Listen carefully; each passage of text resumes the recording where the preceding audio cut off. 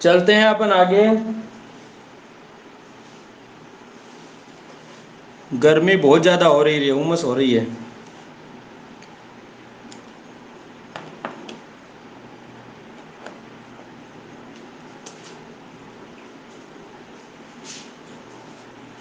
तो दोस्तों आज हम बात करने वाले हैं ज्यामिति, जो बहुत लंबा चला और बहुत थोड़ा सा एक दो दिन का और है, एक कल शायद निपट जाएगा ये। और ज्यामिति में हम बात करेंगे किसकी? आज हम बात करेंगे समांतर चतुर्भुज, तो हमने पढ़ लिया था। और अब आज जो है समचतुर्भुज और क्या बोलते हैं समलंब चतुर्भुज के बारे में चर्चा करेंगे।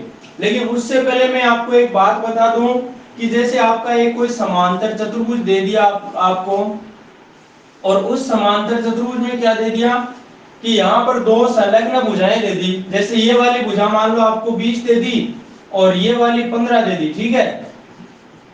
ये 20 और ये 15 दे दी, और आपको एक विकर्ण की लंबाई भी दे दी। जैसे मान लो ये वाली विकर्ण की लंबाई दे दी आपको क्या बोलते हैं 24 सेंटीमीटर दे दी।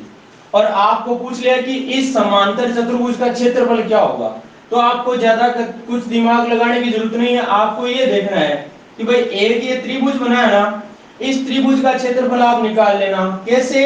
देखो ए बी सी तीन भुजाएं हैं, तो हीरोन का सूत्र निकाल के लगा के और इसका क्षेत्रफल निकाल लोगे। जितना इसका क्षेत्रफल है उतना ही इसका होगा। क्यों? क्योंकि ये 20 है तो ये भी 20 होगी, और ये 15 है तो ये भी कितनी होगी 15 होगी। तो यहां पर दोनों का यानी एक का क्षेत्रफल आ गया, उसका दोगुना करते ही क्या बन जाएगा समांतर चतुर्भुज का क्षेत्रफल बन जाएगा। तो इस वाली बात को ज्यादा बताने की जरूरत नहीं है क्योंकि आपको पता है, ठीक है। लेकिन हम बात करें किसकी? समचतुर्भुज की। तो समचतुर्भुज कैसा होता है? तो पहली बात तो दोस्तों जो समचतुर्भुज होता है उसकी चारों ही भुजाएं क्या होती है? समान होती है। जैसे समांतर चतुर्भुज था उसकी तो आमने सामने की भुजाएं समान थी, लेकिन समचतुर्भुज की सभी भुजाएं समान होंगी। बाकी सारे के सारे नियम वही होंगे, बस विकर्णों में फर्क आ जाएगा। और वो हम आज सीखने वाले हैं, क्या फर्क आएगा क्या नहीं आएगा, अभी करते हैं चर्चा। ये जो मैंने बोर्ड पे क्वेश्चन लिखा है ये वाला क्वेश्चन आ जाएगा तो कर लोगे ना एग्जाम में?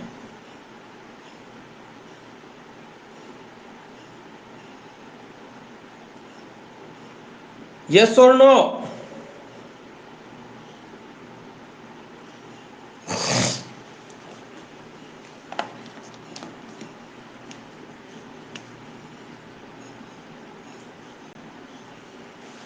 Very good.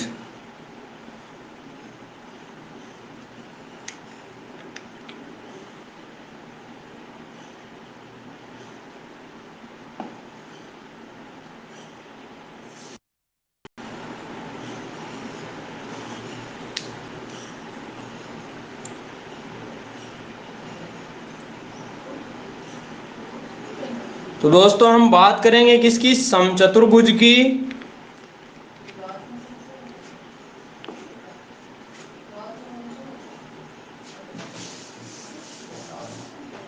समचतुर्भुज।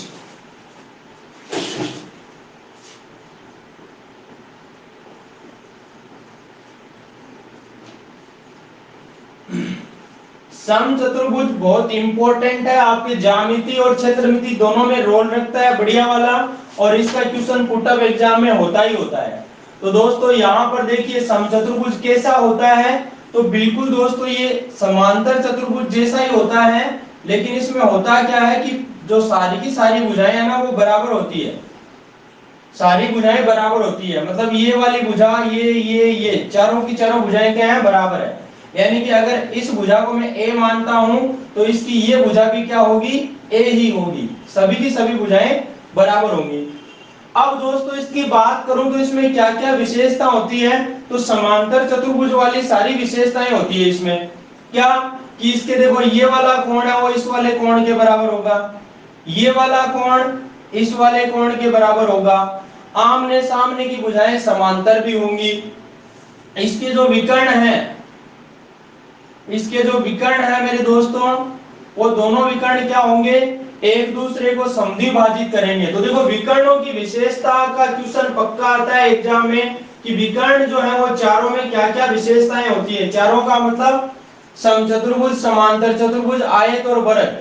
तो इसके विकर्ण की क्या विशेषता, पहली बात तो ये है कि विकर्ण जो होते हैं वो समद्विभाजित होते हैं। समद्विभाजित होने का मतलब क्या हुआ, एक दूसरे को बराबर भागों में, जैसे मान लो ये ABCD है और इसके O पर क्रॉस करें विकर्ण, कौन, AC और BD, तो ये AO है ना वो CO के बराबर होगा, ये वाला जो है वो इसके बराबर होगा, और जो BO है वो होगा DO के बराबर। ठीक है। दूसरी बात, इसके विकर्ण जो है वो लंबवत भी होंगे, लंबवत भी होंगे, समद्विभाजित भी होंगे, लंबवत भी होंगे। लंबवत का मतलब यहां पर जो कोण बनेगा वो 90 डिग्री बनेगा। ठीक है। तीसरी बात क्या, बराबर नहीं होंगे, दोनों विकर्ण इसके बराबर नहीं होंगे। बराबर सिर्फ दो ही आकृतियों के होते हैं, एक तो आपका आयत, दूसरा आपका वर्ग। उन दोनों के विकर्ण बराबर होते हैं, समांतर चतुर्भुज और समचतुर्भुज दोनों के विकर्ण बराबर नहीं होते हैं। अब दोस्तों यहां पर देखिए, पहली बात अगर इसका निकालना चाहे क्या, परिमाप निकालना चाहे मेरे दोस्तों, तो इसका जो परिमाप होता है वो होता है 4 गुणा भुजा। तो यहां पर देखो A है, A चारों में भुजाएं बराबर है तो चारों को जोड़ दो तो 4 बार A आ जाएगा, 4 गुणा भुजा आ जाएगा। दूसरी बात, अगर मैं इसका क्षेत्रफल निकालना चाहूं तो दो तरीके से निकाल सकता हूं। एक तो निकाल सकता हूं क्या, आधार गुणा ऊंचाई से, तो हाँ जी,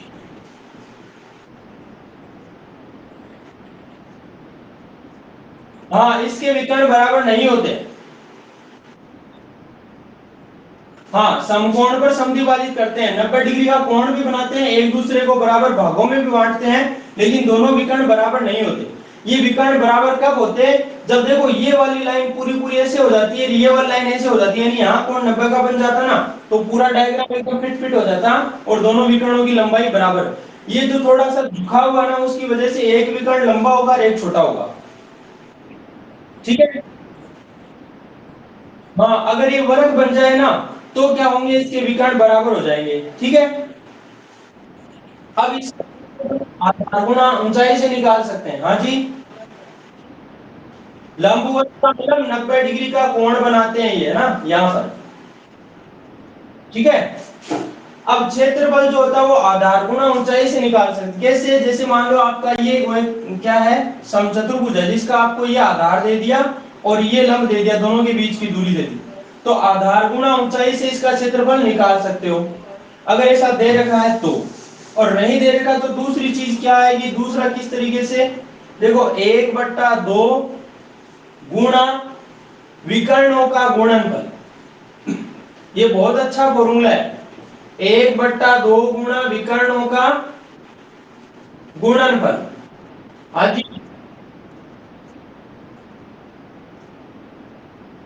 हाँ हाँ वो तो कह रहे ही भाई, यहाँ पर एक त्रिभुज का आ गया, अगर आपको देखो एक भुजा, दूसरी भुजा और एक विकर्ण दे रखा है, तो इसका क्षेत्रफल निकाल लो, उतना ही इसका होगा, तो उससे भी निकाल सकते हो आप। अगर आप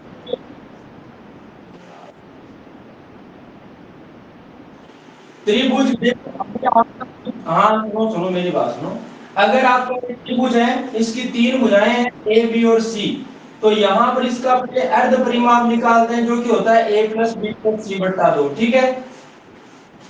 और जो क्षेत्रफल होता है इस त्रिभुज का वो होता है क्या, रूट एस गुणा s minus a s minus b s minus c. ठीक है, ये क्षेत्रफल निकालने का होता है। ठीक है ना। तो यहां पर देखो 1/2 गुणा विकर्णों का गुणनफल, ये ध्यान में रखना मेरे मित्रों। और एक बात आपको बता दूं कि अगर आपको दोनों विकर्णों की लंबाई दे रखी है और आपको इसकी भुजा पूछ ले तो भुजा कैसे निकालोगे, ध्यान से समझना मेरी बात को दोस्तों। अगर दोस्तों ये वाला विकर्ण है AC, इसको मैं नाम देता हूं D1। D क्यों, क्योंकि D का मतलब होता है डायगोनल, डायगोनल, डायगोनल का मतलब विकर्ण, इंग्लिश में डायगोनल, हिंदी में विकर्ण। इसको मैंने नाम दे दिया D1, और जो दूसरा विकर्ण है इसको नाम दे दिया मैंने D2। बात ध्यान से समझना मेरी। यहां पर दोस्तों एक बार इस त्रिभुज की तरफ झांको, देखो A B O, ये जो त्रिभुज है इसमें अगर आप झांकोगे तो आपने देखा कि पूरा जो विकर्ण था AC जिसकी लंबाई थी D1, अगर आप इसकी लंबाई निकालना चाहो सिर्फ AO की तो D1 का आधा नहीं हो जाएगा, अगर D1 बट्टा 2।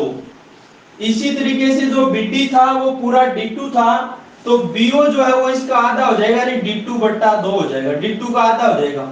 ये भी D2 का आधा है, ये भी D2 का आधा, ये D1 का आधा, ये D1 का आधा। अब इससे फायदा क्या? देखो एक बार इस त्रिभुज में, इन ट्रायंगल AOB, इस त्रिभुज में आप जब देखोगे तो देखो 90 के सामने जो है वो इसकी भुजा यानी कर्ण है। कर्ण का स्क्वायर बराबर आधार का स्क्वायर प्लस लंब का स्क्वायर, यानी a का स्क्वायर बराबर D1 बट्टे 2 का स्क्वायर प्लस D2 बट्टे 2 का स्क्वायर। ये वाली बात आपको ध्यान में रखनी है, ये वाली बात ध्यान में अच्छे से रखनी है दोस्तों। तो ये बात छाप लो, और अगर इससे थोड़ा सा मैं इसको सोल्व करूं आगे तो एक बात निकल कर आएगी क्या, देखो a का स्क्वायर बराबर ये हो जाएगा D1 का स्क्वायर बट्टे 2 का स्क्वायर 4, और यहाँ D2 का स्क्वायर बट्टे नीचे 2 का स्क्वायर 4। जब इसको सरल करोगे तो a का स्क्वायर बराबर यहाँ 4 4 है, नीचे तो 4 आ गया लघुत्तम, और ऊपर वाले ऐसे कैसे जुड़ जाएंगे, यानी D1 का स्क्वायर प्लस D2 का स्क्वायर, और ये 4 जो है वो इसके गुणा में आ जाएगा, मतलब 4 गुणा भुजा का स्क्वायर बराबर D1 का स्क्वायर प्लस D2 का स्क्वायर। ये वाली बात भी ध्यान में रखनी है। इतनी सी बात को पहले सभी लोग छाप लो।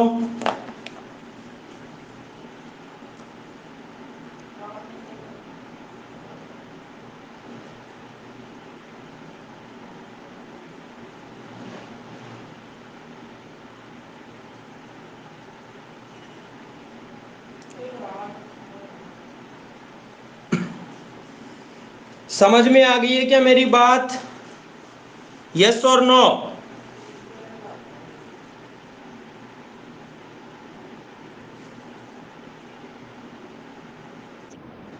हाँ बताइए।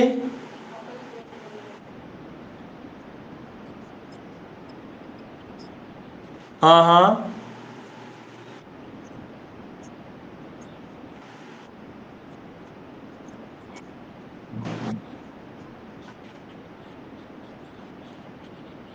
भेजो, देखिए फोटो भेजो आप।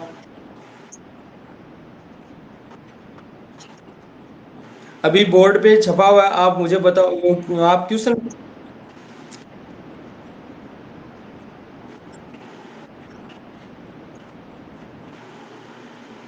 नहीं ऐसे मेरे समझ में, आप ट्यूशन भेज दो, आपको डायरेक्ट अभी बता ही दूंगा, सामने है ना। व्हाट्सअप कर दो आप अभी, साफ फोटो देना।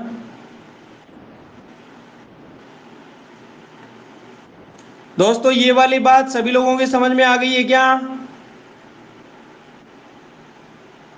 2 3 लोगों का जवाब आया यस में, 4 लोगों का, बाकी जवाब ही नहीं। आहो 5 लोगों का आ गया, 6 7 8।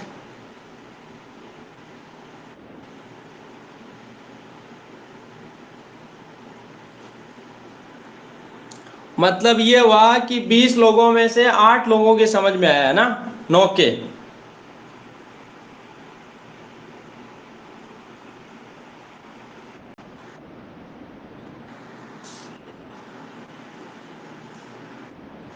हाँ भेज दिया ना, अभी अभी देखो।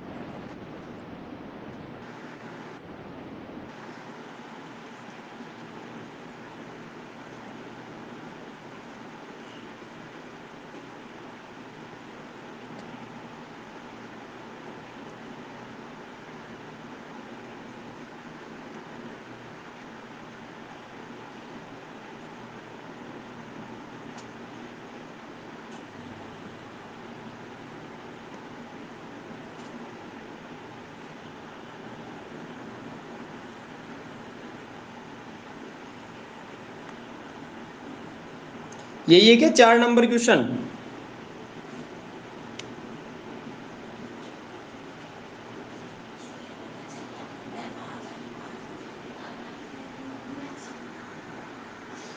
राखी शर्मा, 4 नंबर क्वेश्चन ही है ना? दिख रहा है आप सभी लोगों को?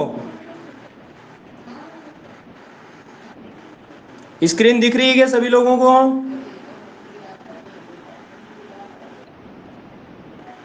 क्यों, क्या हुआ है?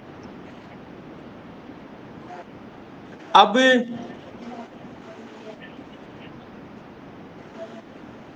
आप अपने मोबाइल को सीधा कर लो।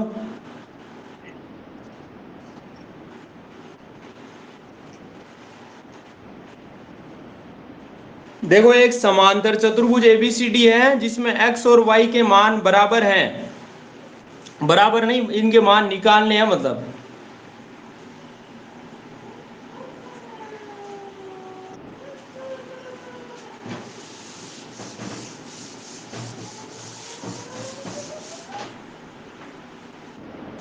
हाँ जी। हाँ, दो इक्वेशन बनेगी, देखो अभी बताता हूँ आप लोगों को।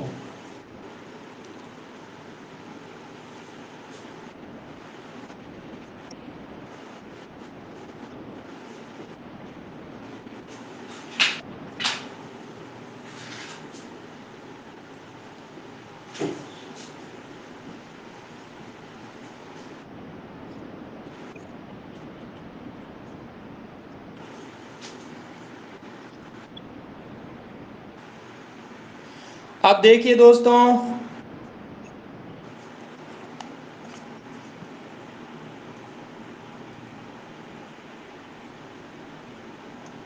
ये क्वेश्चन सभी को दिख रहा है अब आराम से?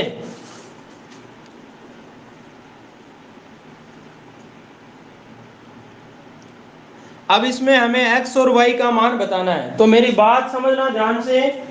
यहां पर ये समांतर चतुर्भुज है, तो मैंने बताया था कि अगर आपके पास कोई समांतर चतुर्भुज है तो उसके आमने सामने के कोण हमेशा बराबर होते हैं।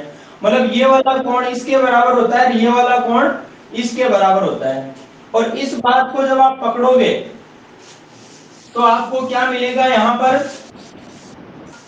हाँ, क्या हुआ?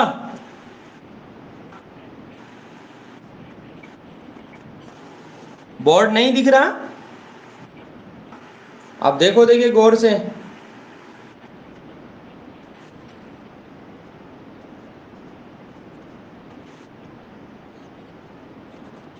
अब तो अब तो दिख रहा है क्या?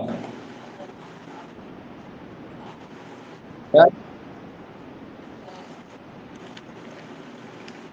यार, मेरे में तो पूरा ही दिख रहा है भाई।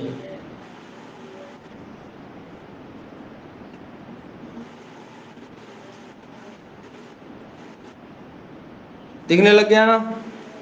मेरी आंखों से देखो रे।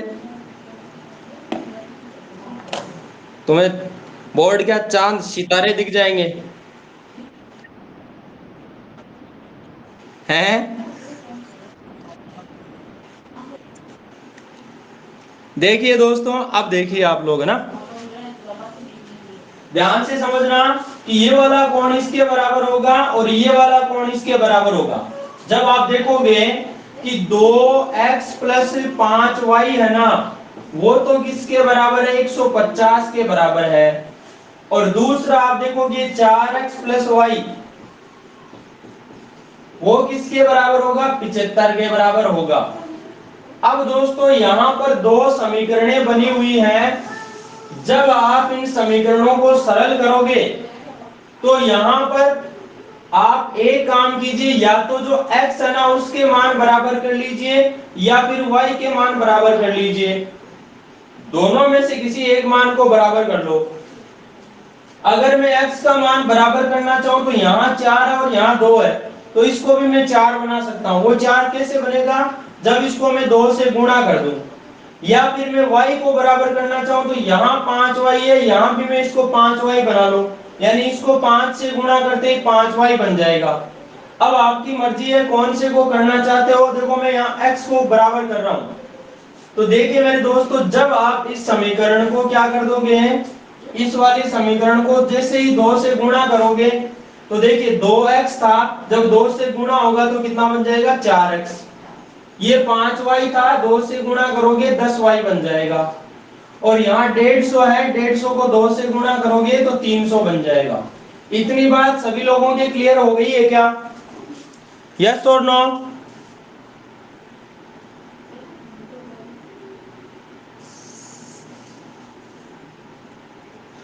कहां समझ में नहीं आई?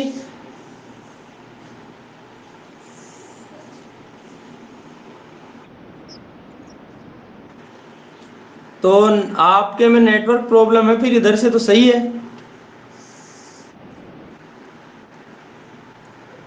भाई। ये सभी के साथ ये प्रॉब्लम सभी के साथ हो रही है क्या?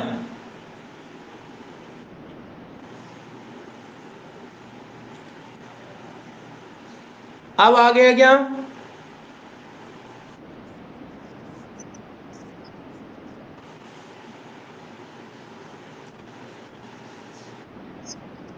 नहीं, इसमें आपको जैसे दूसरी लाइन है, दूसरी लाइन तो 4x प्लस वाई बराबर डायरेक्ट डायरेक्ट 75 है। और जो पहली लाइन थी उसमें 2x प्लस 5y बराबर 150 था। मैंने x के दोनों गुणक जो हैं उनको बराबर करने के लिए 2 से गुणा कर दिया। ठीक है,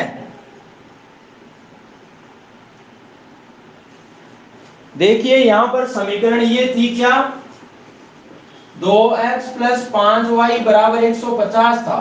जब इसको मैं 2 से गुणा करूंगा तो क्या बन जाएगा, 2 गुणा 4x, 2 पंजो 10y, और 2 को 150 से गुणा किया 300 आ गया। ये मामला था। अब इससे करना क्या है आपको, जब आप इस समीकरण में से इस समीकरण को घटाओगे, जोड़ने से कोई फायदा नहीं मिलेगा, क्योंकि जोड़ने से 4 और 4 8 हो जाएगा, 10 और 1 11y हो जाएगा, जिससे x और y दोनों ही पड़े रहेंगे, तो फिर मान कैसे निकलेगा। तो यहाँ दोनों को क्या करो, घटाओ। घटाओगे तो ये माइनस का हो जाएगा, ये प्लस का, ये भी माइनस का और ये भी माइनस का। अब ये 4x से 4x आपका कट जाएगा, और 10y में से y घटाओगे, कितना y बचेगा, 9y। और 300 में से 75 घटाओगे तो बचेगा 225। अब 9 से आप इसको काटोगे तो 9 दूना 18, कितना बचा 7, सॉरी 18 और 4 बचा तो 45, 9 पंजो 45, यानी y का मान आ गया 25 डिग्री। अब जैसे ही y का मान 25 डिग्री आया, ये मान चाहे तो इस समीकरण में रख दो, चाहे इस समीकरण में रख दो, x का मान भी आ जाएगा। तो एक बार दूसरे समीकरण को देखो, 4x प्लस y की जगह रख दो 25 बराबर में 75। ठीक है, अब ये 25 उधर जाएगा तो देखिए 4x बराबर कितना, 75 में से 25 गया, बचा 50। तो देखो 2 के पहाड़े से 2 बार कट गया, 2 के पहाड़े से 25 बार कट गया, और 2 से ये 25 कट जाएगा 12.5 बार। तो यहाँ x का मान आ जाएगा 12.5 डिग्री। x का मान भी आ गया, y का मान भी आ गया। अब किसी के समस्या है तो मुझे बताइए।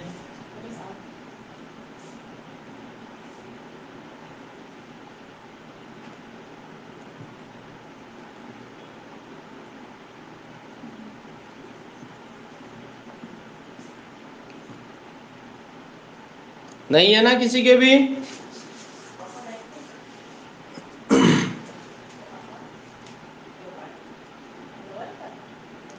ओके भाई, है तो आप बोल सकते हो, मुझसे बात कर सकते हो।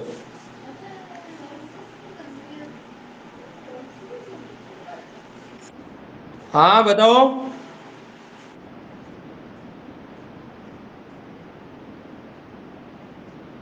जरूरी नहीं है आप किसी से भी x के मान बराबर कैसे हो वो काम करना आपको। जैसे मान लो आप y के मान बराबर करते, तो पहली समीकरण थी 2x प्लस 5y, दूसरी थी 4x प्लस वाई। तो आप दूसरी समीकरण को 5 से गुणा करना पड़ता, तब जाके 5y बनता। ठीक है ना भाई, बराबर करने के लिए करना पड़ता है ना। आपने x का मान बराबर किया तो एक में 4 था, एक में 2 था, तो जो 2 था उसको 2 से गुणा करते ही वो 4x बन गया। लेकिन आपने एक अकेले x को नहीं बल्कि पूरी समीकरण ही गुणा होगी वहां पर। ठीक है, ठीक है, चलते हैं फिर आगे अपन। अब दोस्तों समझना मेरी बात ध्यान से।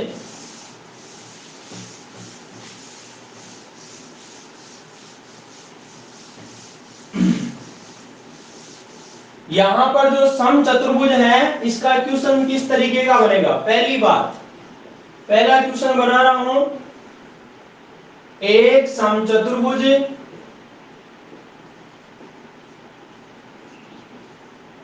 का परिमाप, एक समचतुर्भुज का परिमाप 80 सेंटीमीटर है तथा दो समांतर भुजाओं के बीच की दूरी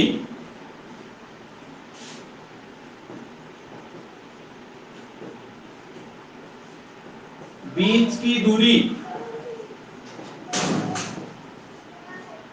15 सेंटीमीटर है, तो इसका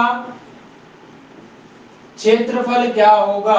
ये सवाल है बड़ा मस्त वाला, छोटा सा सवाल है, बिल्कुल इजी सवाल है।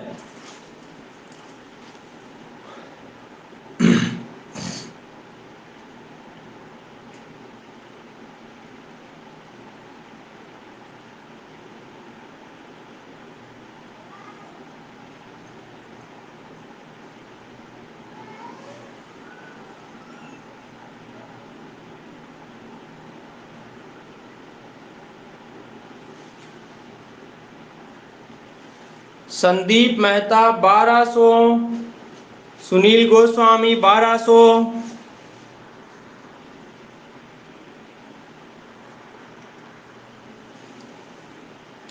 अब दोस्तों देखिए मैं बता देता हूं आप लोगों को कि एक समचतुर्भुज का परिमाप 80 है, तो घबराना नहीं, सवाल को हमेशा समझ कर करना है। पहली बात, नाम आया किसका, समचतुर्भुज का, तो आपके दिमाग में डायग्राम बन जाना चाहिए ऐसा जिसकी चारों भुजाएं बराबर हो। ये बन गया समचतुर्भुज और इसका परिमाप 80 दिया है, मतलब इन चारों भुजाओं का जोड़ जो है ना वो कितना दिया है, 80 दिया है। अगर एक भुजा ए है तो चारों भुजाएं ए ए ए होंगी, तो यहां इसका परिमाप जो बनेगा वो क्या बनेगा, 4 गुना ए नहीं बनेगा क्या। और ये परिमाप जो दे रखा है वो कितना दे रखा है, 80 दे रखा है। 80 दे रखा है तो देखिए 4 के पढ़े से 80 कट गया 20 बार, 20 चौके 80, तो ए का मान कितना आ गया, 20 आ गया। और आप देख सकते हो अगर इसकी भुजा 20 आ गई है और इसका परिमाप निकालना चाहो तो देखो 20 20 40, 20 60, 20 चौक 80, तो परिमाप 80 बन जाएगा। यहां ये लगाने की भी आवश्यकता नहीं, सीधी बात है, 80 में 4 का भाग दो तो 20 आ जाएगा इस भुजा का मान।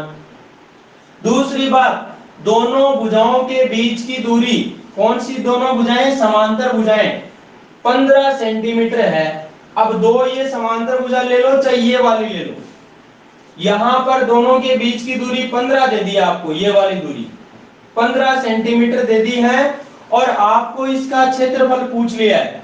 तो दोस्तों डायरेक्ट जो इसका क्षेत्रफल आएगा बड़ा इजी है रे, क्षेत्रफल होता है आधार गुणा ऊंचाई, तो आधार तो है 20 गुणा ऊंचाई है 15, तो 15 से 20 को गुणा कर दो आपका भला हो जाएगा।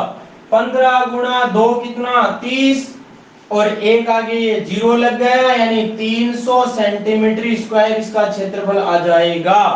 अरे समझ में आया क्या, यस और नो।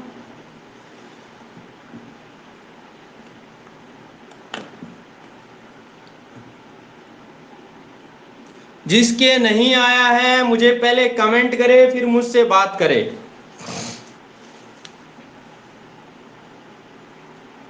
वेरी गुड, सभी के समझ में आ गया है ना। और नहीं आया तो भाई बोल दीजिए अभी, बाद में कहीं आपकी आंख खुले जब मैं इस सवाल को मिटा दूं और दूसरा करने जाऊं तब। कोई दिक्कत नहीं है किसी के, मतलब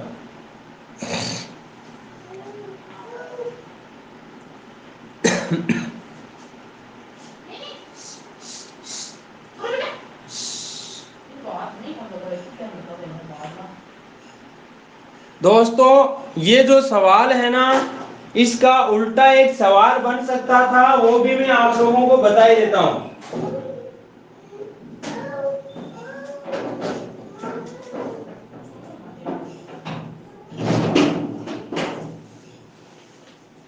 देखिए जो उल्टा सवाल बनेगा वो क्या बन सकता है, आपको यहां पर परिमाप न देकर आपको परिमाप तो मान लो पूछ ले इसका कि भाई परिमाप कितना होगा, और दो समांतर भुजाओं के बीच की दूरी 15 दे दे, और इसका जो क्षेत्रफल है वो दे दे आपको 300 सेंटीमीटर स्क्वायर। फिर पूछ ले कि परिमाप कितना होगा, तो आपको आंसर तो इसका मिल चुका है कि भाई आंसर तो इसका कितना आना, परिमाप 80 ही आना है। लेकिन जो करने का तरीका है वो समझना मेरे दोस्तों।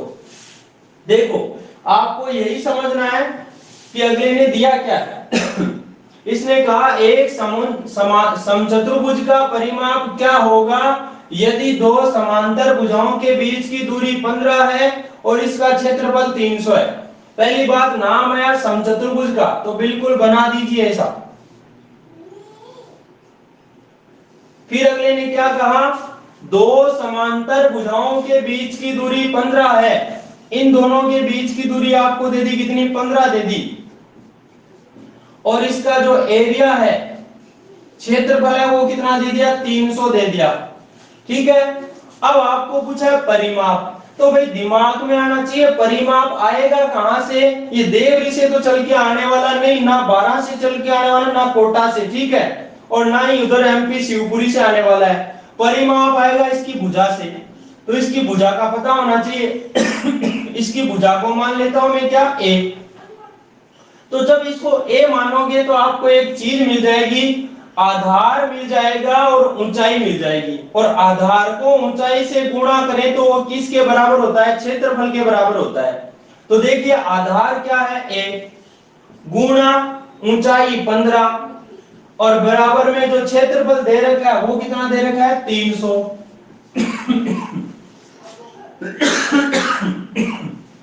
तो यहां से 15 से आपका 300 घट जाएगा, 15 एकम 15 और 15 दूना 30, आगे 0 है, यानी 15 से 20 बार घट जाएगा 300।